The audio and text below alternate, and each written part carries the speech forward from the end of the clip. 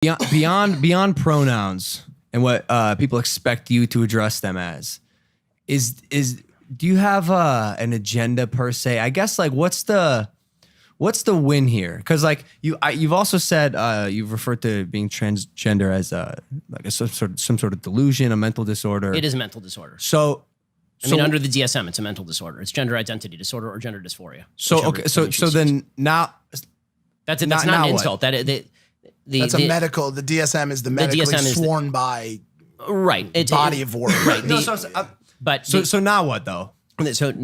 There is no now what. I mean, it's just we are debating right now whether facts are even allowed to be stated. Right. This is my main issue here. Okay. That's what I'm asking. Is that if you even say these things, then this is considered so controversial that you should be excised from polite society. But say we get past that, to LP's point, and say you win, not that it has to be a winner, but what's the end game for? That people can say what they want, particularly when it happens to be true. And also that people, I mean, there are some actual practical ramifications to this. So legally speaking, for example, right now there's an attempt to take Title IX and apply it to transgender people, which makes no sense at all. Okay, so Title IX obviously was established to create more opportunity for female equality in a variety of industries, including in college sports, for example.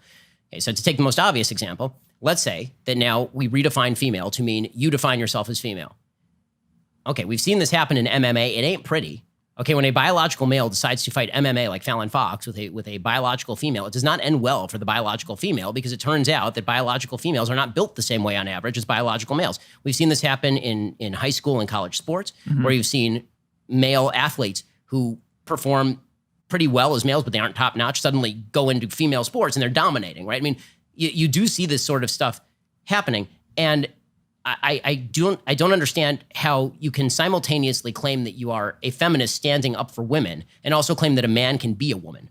Right? That seems puzzling to me. There are a lot of internal contradictions here, logically speaking. And when it comes to public policy, which is what I talk about most days, it depends on, the ramifications that you're asking about depends on the policy that is sought.